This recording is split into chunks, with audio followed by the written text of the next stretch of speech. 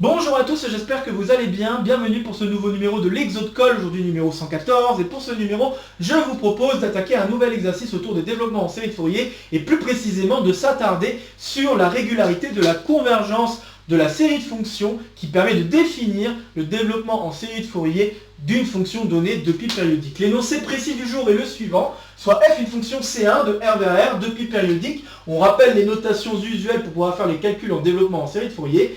Et le but d'aujourd'hui sera de démontrer que la série de fonctions que vous voyez ici converge normalement. Donc voilà, cet exercice peut très bien s'attaquer en deuxième année de classe préparatoire pour peu qu'on ait vu les différents types de convergence pour les séries de fonctions, convergence simple, convergence uniforme, convergence normale, et également d'avoir vu quelques résultats importants de la théorie des développements en série de Fourier, résultats que nous avons déjà abordés sur cette chaîne, et je vais me permettre de les rappeler avant toute chose. Donc, ce qu'il est bon d'avoir en tête, ce sont les résultats tout d'abord de l'Exode-Call numéro 105. Il s'agit là du théorème de Dirichlet. Ce théorème permet d'établir la chose suivante. Si on a une fonction qui est continue, en 2π périodique bien sûr, éventuellement continue par morceaux, nous avons nous attaqué le cas seulement où la fonction était continue, 2π périodique, mais avec aussi une condition supplémentaire, il faut que cette fonction soit dérivable à gauche et à droite en tout point. Attention, quand je dis ça, ça ne signifie pas que la dérivée à gauche et la dérivée à droite coïncident. Très important. Donc, sous ces conditions, alors nous avons une convergence simple de la série de fonctions. Chouette. Vous me direz, ça nous permet déjà de mâcher un petit peu le travail d'aujourd'hui.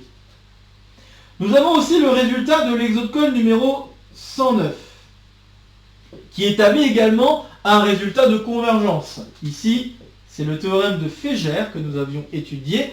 Et le théorème de Fégère permet de dire que si nous avons simplement continuité de la fonction, ici pas continuité par morceau, mais juste continuité, alors nous avons une convergence uniforme, n'attention pas de la série de fonctions, de la suite de fonctions données par les moyennes de Césaro. Donc nous avons une convergence uniforme en moyenne de Césaro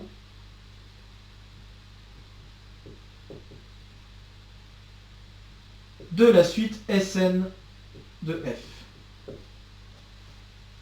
Donc ce résultat-là ne dit pas forcément grand-chose sur la série de fonctions, mais c'est pas grave, ça nous dit quand même quelque chose d'assez important sur la régularité de convergence d'une suite de fonctions assez particulière ici. Donc les moyennes de Césaro données par la suite de fonctions. Et enfin, nous avons un autre résultat qui, lui, pourra être également utile. C'est le petit Exode-Call numéro 106.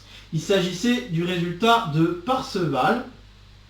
Résultat de Parseval énoncé dans le cadre de la théorie des développements en série de Fourier, car, je le rappelle, le théorème de Parseval est annoncé beaucoup plus général, qui peut se faire sur n'importe quel espace pré-ibértien. Nous l'avons déjà attaqué sur la chaîne, je mettrai en lien en description le numéro du petit Exode-Call associé ou de l'Exode-Call associé.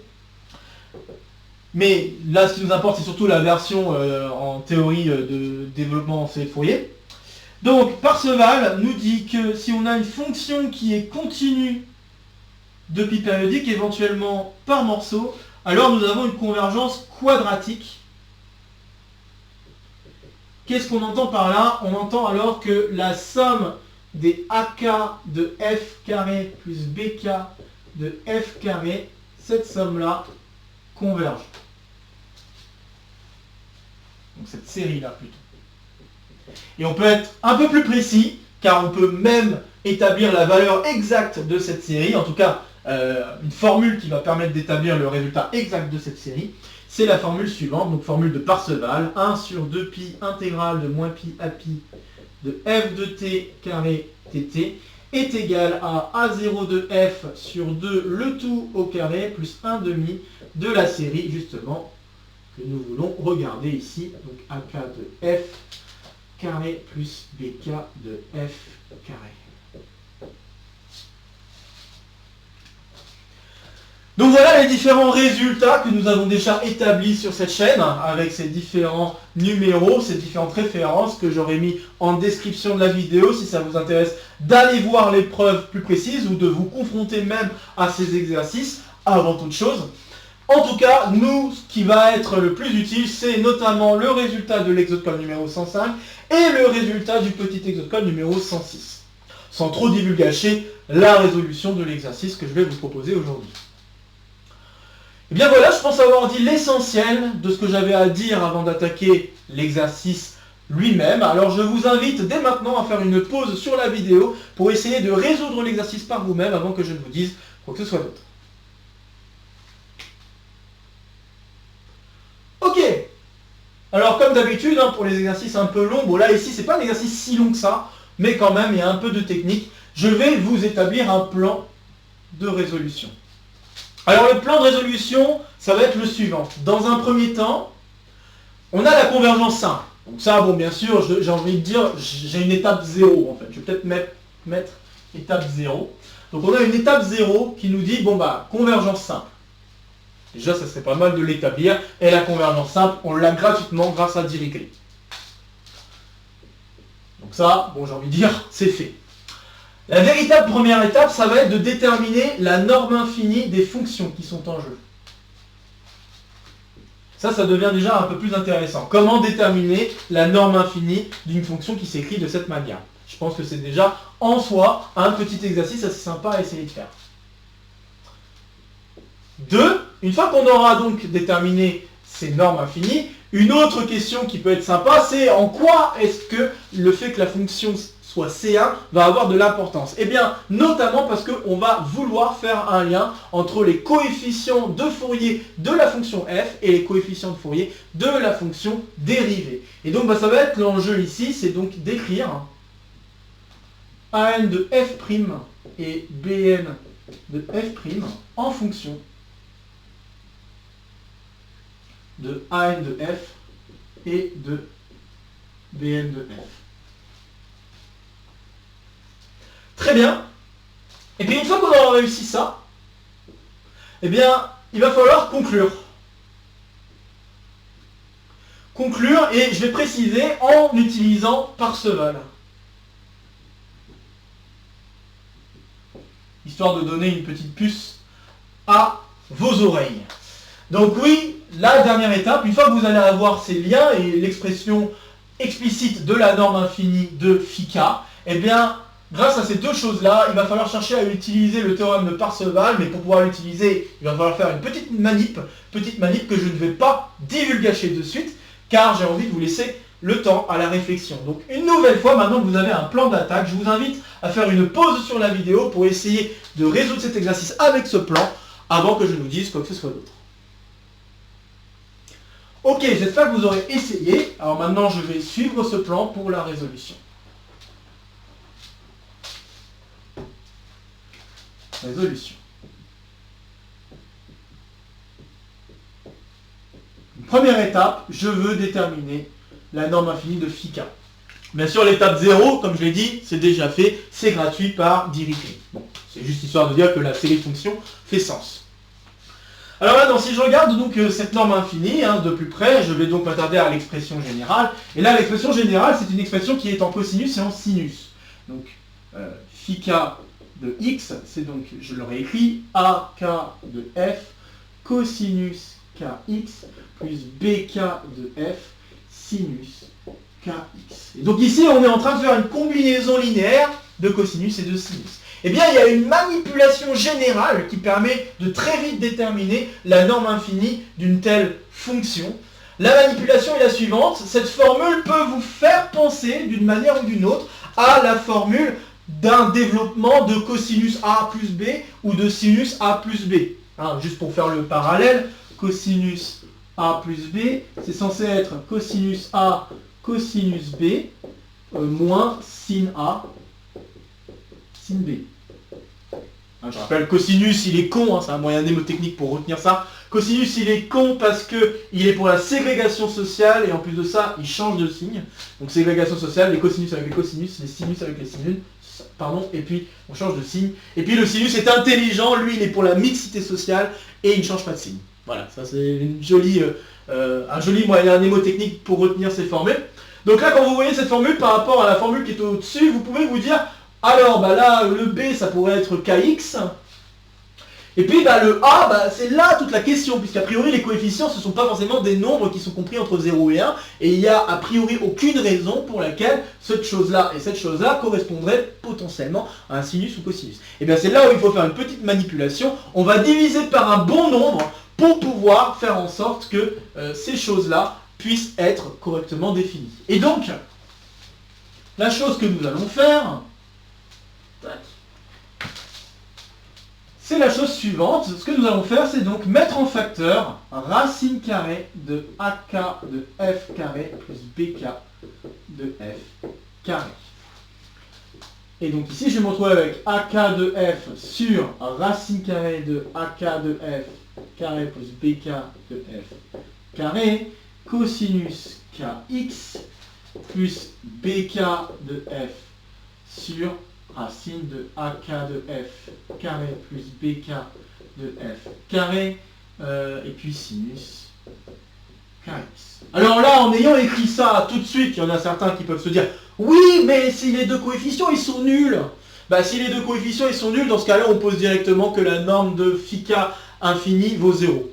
Voilà, on ne va pas s'embêter, plus que ça. Mais si au moins l'un des deux est non nul, alors on peut faire cette opération-là. Donc, je vais préciser, donc si, supposons que AK de F fois, AK de F est non nul, ou que BK de F est non nul, c'est ça que je veux. Donc, AK de F non nul, ou BK de F non nul. Si les deux sont nuls, automatiquement, en fait, ça veut dire que phi k de x valait 0. Dans ce cas-là, il n'y avait même pas de question à se poser. Mais si par contre au moins un des deux est non nul, on peut toujours faire cette manipulation. Et cette manipulation me fait intervenir deux termes ici qui ont la charmante propriété que si je fais la somme des deux au carré, ça donne 1. Donc c'est-à-dire que si je fais, je vais les appeler alpha k et bêta k en attendant. Donc si je fais alpha k carré plus bêta k carré, alors j'obtiens 1. Ce qui veut dire que alpha k et bêta k étant des réels, d'ailleurs, ça veut dire que le point alpha k, bêta k appartient à la sphère unité, et la sphère unité, elle est paramétrée par le cosinus et le sinus. D'ailleurs, c'est quelque chose que nous avons vu il n'y a pas si longtemps que ça, d'ailleurs, c'était la semaine dernière avec les triplés pythagoriciens où nous avons dû utiliser justement un truc comme ça. Donc ceci implique qu'il existe alors un t. Donc il existe un t appartenant à moins pi pi, ou éventuellement les réels si on n'a pas envie de se fouler, tel que, ce truc-là, donc alpha k peut s'écrire, donc un tk on va dire, tel que alpha k c'est donc cosinus de tk, et bêta k c'est sinus de tk. Et donc, en ayant fait ça, là, je me retrouve avec une formule, justement, de cosinus. Et donc, ça veut dire que mon phi k de x peut s'écrire racine carrée de ak de f carré plus bk, bk de f carré, le tout fois cosinus de kx moins, parce que bon là, j'ai pas changé le signe qu'il y avait entre les deux, donc ça donnera un moins tk. Et donc là, donner la norme infinie de cette chose, c'est facile. Vous avez affaire à un cosinus kx. K, bien sûr, ici est plus grand ou égal à 1, je le rappelle. Donc pas de problème, c'est bien une fonction qui varie. C'est juste un cosinus déphasé par tk. Et puis, ce cosinus, il peut atteindre les valeurs 1 ou moins 1. Et vous avez multiplié par une constante. Donc par conséquent, le sup, ça va donc être la valeur absolue du cosinus, la valeur maximale du cosinus en valeur absolue, c'est donc 1 fois cette chose-là qui est positive. Ainsi, la norme infinie de phi k est égale à racine carrée de ak de f carré plus bk de f carré. Voilà, je ne fais pas plus de détails, je pense que c'est assez clair comme ça, avec le cosinus qui est compris entre moins 1 et 1, les valeurs maximales étant, les valeurs extrémales étant moins 1 et 1, on arrive rapidement à ce résultat. Pas mal, hein? Je ne sais pas si vous aviez déjà fait cet exercice, attention, je ne le saurai jamais probablement, mais Parce que je dis ça, il n'y aura personne qui va me répondre. Mais en tout cas, je pense que c'est assez joli de l'avoir fait au moins une fois cet exercice et justement déterminer un sup comme ça avec une combinaison linéaire de cosinus et sinus. Bah voilà, voilà. Je pense que ça fait partie de l'artillerie importante qu'il faut avoir en main quand on est en première année de classe préparatoire déjà. Bien, alors voilà, on a réussi à déterminer ces normes infinies de phi k. Chouette. Alors maintenant, deuxième étape. On veut faire le lien entre les coefficients de Fourier de f et les coefficients de Fourier de f'. Alors voyons ce qu'il en est plus exactement. 2. Alors pour pouvoir faire le lien entre ces coefficients de Fourier, on va plutôt partir du coefficient de Fourier de f, et puis on va faire la seule chose qui nous permet de changer f en f' dans un calcul d'intégrale, on va faire une IPP. Donc je vais le faire pour AK de f, et puis pour BK de f, ça va se déduire assez facilement. Donc AK de f, c'est censé être 1 sur pi, intégrale de moins pi à pi, de f de t cosinus kt dt. Si je fais donc une IPP en dérivant f, je vais me retrouver avec f de t, puis je dois faire une primitive de cosinus. Donc primitive de cosinus. Alors bon ça, moi j'ai aussi du mal avec ça, donc un moyen assez mnémotechnique pour moi c'est le suivant, même si on pourrait trouver plus simple avec le cercle trigo et tourner dans le bon sens. Moi ayant du mal avec ma gauche et ma droite, j'ai donc toujours du mal à savoir dans quel sens il faut tourner pour dériver ou pour intégrer. Donc moi ce que je fais, c'est je fais un petit dessin représentant, alors je vais voir si j'ai une petite couleur, voilà c'est ça, représentant les deux fonctions aux alentours de 0, donc j'ai sinus qui ressemble à ça et j'ai cosinus qui ressemble à ça. Ça c'est cos, et ça c'est sin. En voyant ça, je vois que le sinus il est croissant, donc la dérivée doit être positive. Donc la dérivée de sinus, c'est cosinus. Et la dérivée de cosinus, vous voyez que le cosinus doit être croissant puis décroissant. Donc ça signifie que la dérivée doit être positive puis négative, donc c'est moins sinus. Voilà. Et l'avantage de ce dessin, plus que juste avoir en tête qui est dérivé de qui, ça permet même d'avoir aussi en tête le comportement de chacune des deux fonctions aux alentours de 0. C'est ça aussi l'avantage de ce dessin. Donc très bien, alors avec ce dessin, comme je viens de le dire, ça permet de rappeler que la dérivée de sinus, c'est cosinus, et la dérivée de cosinus, c'est donc moins sinus. Maintenant que j'ai rappelé ça, alors je veux une primitive de cosinus, donc primitive de cosinus, ça veut dire, alors que je ne fasse pas de bêtises, ça veut dire que je vais avoir sinus. Voilà, exact. Donc ça va me donner sinus kt sur k, moins pi, pi. Puis ensuite j'ai moins, on l'oublie pas, alors bien sûr il y a 1 sur pi qui traîne, j'ai oublié de le noter, intégrale de moins pi à pi, donc de f' de t, sinus kt sur k dt. Vous pouvez constater que dans le crochet, on a beaucoup de chance, on a un sinus d'un multiple de pi, donc sinus d'un multiple de pi, ça donne toujours 0.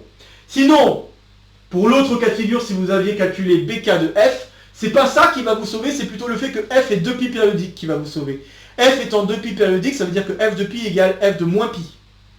Et les cosinus ne changeant pas de signe, bon on va se retrouver à devoir faire la soustraction de deux termes qui sont les mêmes. Donc ça donnera 0. Donc quoi qu'il arrive, que vous partiez de AK de f ou de BK de f, le crochet qui est ici vaut 0, soit par le fait que le cosinus est pair et que la fonction f est 2pi périodique, soit par le fait que le sinus s'annule en des multiples de 2pi. Des multiples de pi même. Voilà. Très bien, alors maintenant que j'ai dit ça, donc ce crochet vaut 0, parfait. Et je m'en trouve alors avec moins, je peux mettre un 1 sur k en facteur, 1 sur pi, intégrale de moins pi à pi, donc de f' de t sinus kt. Et donc vous devriez constater que ce que je viens d'écrire là, c'est exactement la formule du coefficient de Fourier pour f'. Donc ceci me donne moins 1 sur k fois bk, fois bk de f. Super. Et donc de manière analogue,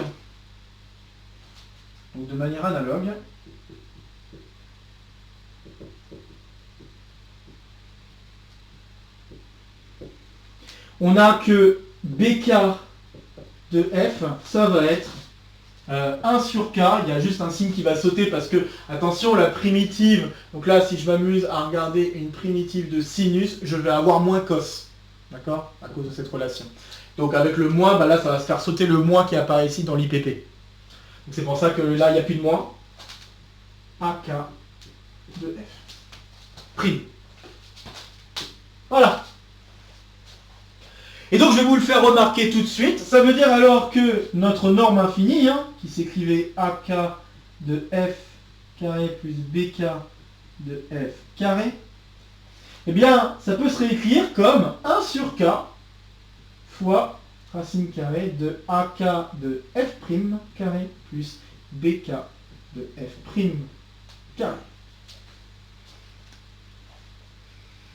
Bien, alors maintenant, il faut essayer de se servir de ça pour conclure et essayer aussi d'utiliser le théorème de Parseval.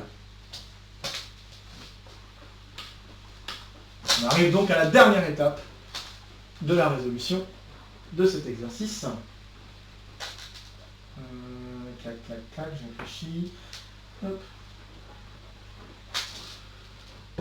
Bien. Alors, je vais regarder donc, je vous rappelle que je vais regarder la somme, et là ici je vais peut-être m'attarder juste sur la somme partielle, vous allez vite comprendre pourquoi. Donc la somme pour k allant de 1 à n, soit n un entier naturel non nul, donc de norme infinie de phi k. Alors, cette chose-là, je sais donc que c'est égal à, d'après ce qu'on a dit en question 1, c'est égal à ça. Et avec ce qu'on a fait en question 2, c'est aussi égal à ça. Donc je vais directement remplacer, on a somme pour k allant de 1 à n de 1 sur k, racine donc de ak de f carré plus f' pardon carré, bk de f' carré. Bon, et puis Parseval, où est-ce qu'il va falloir, enfin, comment il va falloir l'utiliser? Eh bien, si vous y réfléchissez un petit peu, vous voyez que vous avez ici une somme de ak f' carré, bk f' carré. Vous avez donc très envie d'utiliser Parseval sur f'. Et c'est ça la bonne idée qu'il faut avoir. En effet, en utilisant Parseval sur f', on peut affirmer alors que la série des ak de f' carré plus bk de f' carré, ça converge. Et on peut même mettre un petit peu plus précis, on pourrait même dire l'intégrale, enfin on pourrait même borner cette chose si on veut par rapport à l'intégrale de f' fois 2 si on veut, f' carré fois 2. Donc voilà, bref, on pourrait dire des choses, parce que f' c'est une fonction continue justement, de pi périodique bien sûr. Donc, la dérivée d'une fonction de pi périodique est une fonction de pi périodique. Donc voilà, donc on peut très bien faire ce genre de calcul, on est content. Et on a donc cette propriété-là qui va sortir. Donc on aimerait bien faire ressortir la somme des ak de f' carré plus bk de f' carré. Donc c'est-à-dire faire sauter la racine carrée. Eh bien, si vous y réfléchissez bien, il y a une propriété qui peut vous permettre de faire sauter la racine carrée. Et cette propriété, c'est une très jolie inégalité. C'est l'inégalité de Cauchy-Schwarz.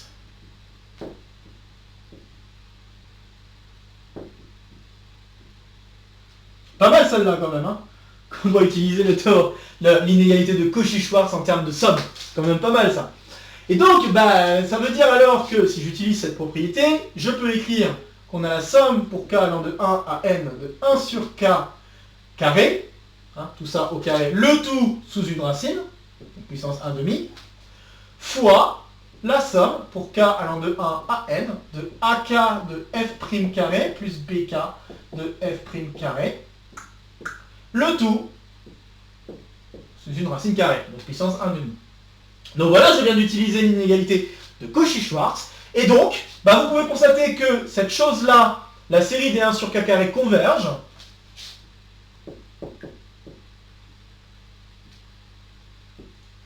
Super.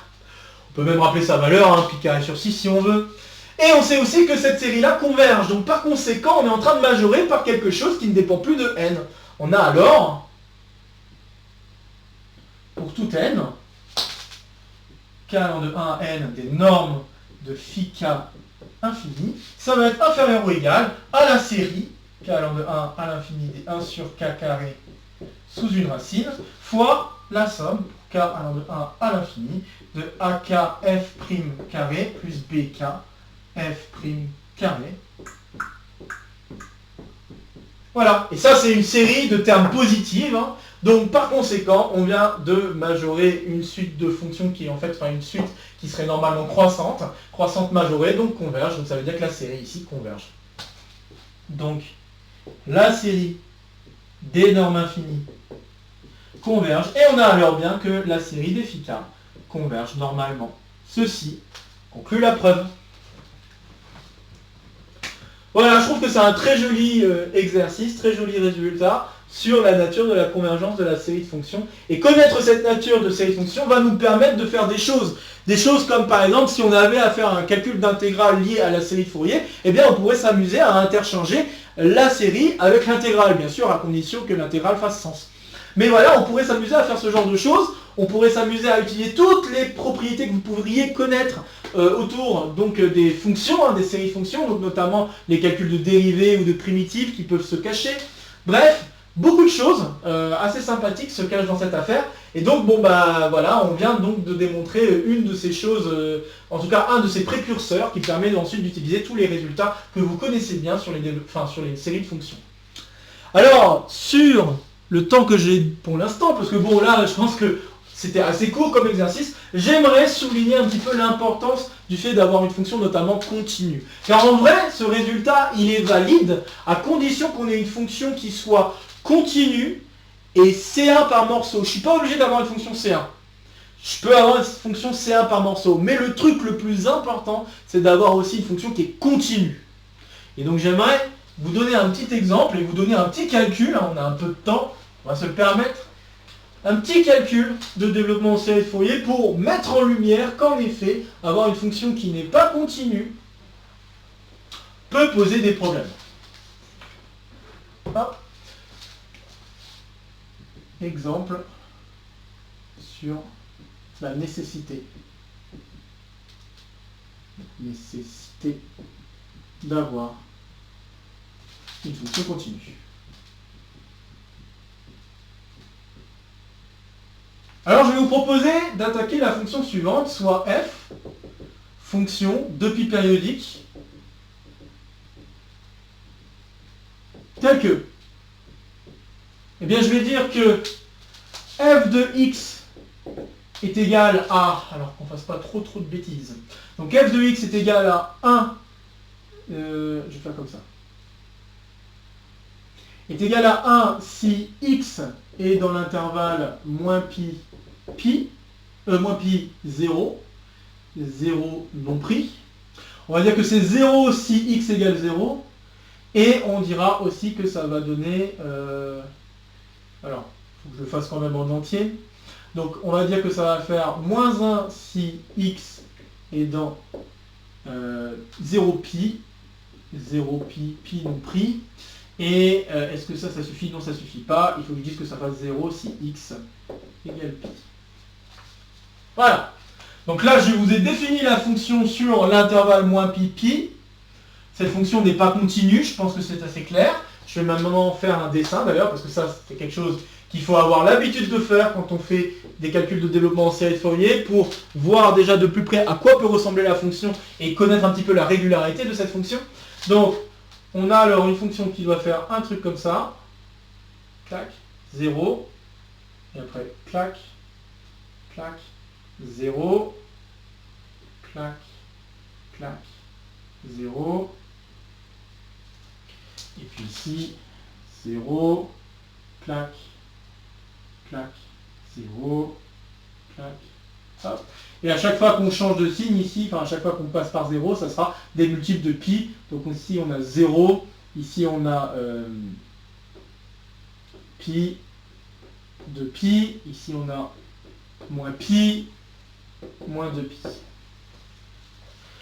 Donc voilà la fonction que nous avons sous la main, très bien.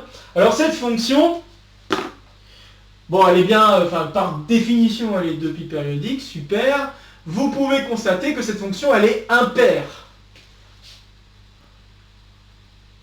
Sur R.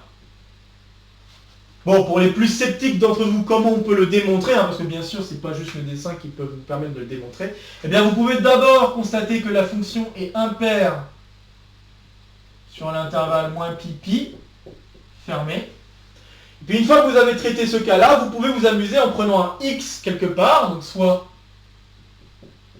x, donc x un réel. Ok.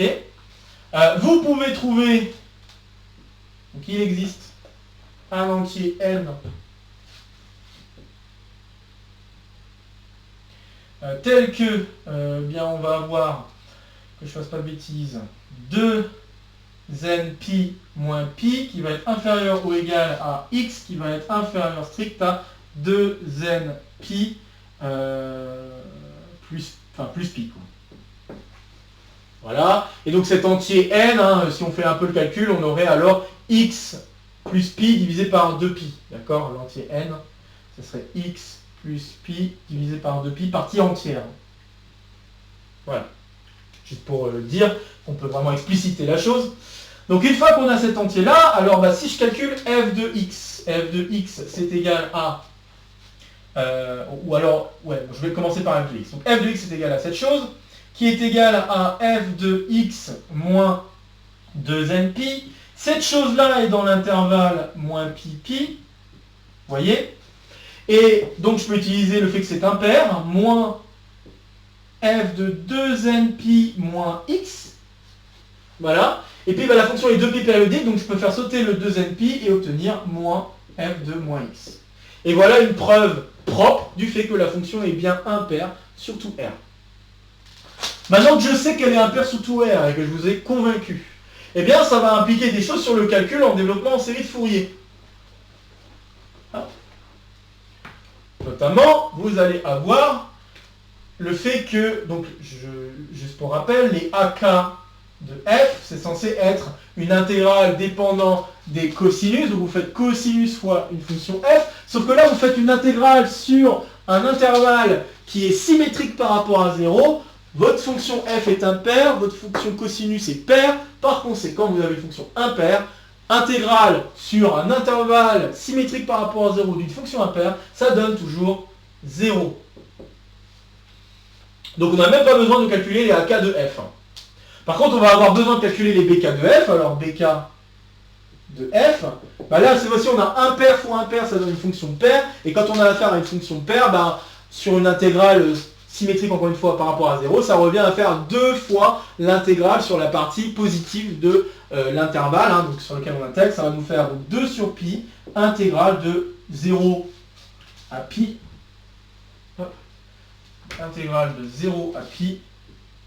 De, bah là on a un moins, donc ça va faire moins sinus de, parce que ça fait moins 1 sur cet intervalle là, donc moins sinus de kt dt. Et ça nous donne une jolie intégrale facile à calculer, donc ça nous fait moins 2 sur pi, et après on fait primitive de sinus, donc primitive de sinus, dérivée de sinus, on a dit que c'était cosinus, donc primitive de sinus ça va être moins cosinus, donc là on a moins cosinus de k fois pi.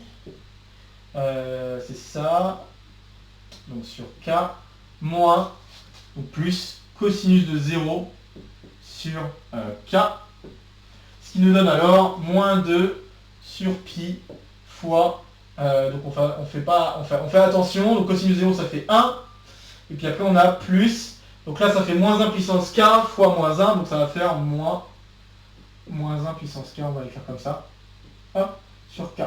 Donc un cosinus k pi, ça donne moins 1 puissance k, hein. 0, pi, donc ça fait moins 1, puis 2 pi, ça va faire 1, etc. D'accord? C'est pas très difficile de s'en convaincre. Et donc par conséquent, on va avoir 0 si k est pair, et bah, sinon on va avoir 1, on va avoir 4, donc moins 4, sur pi fois k, sinon. Donc si k est impair.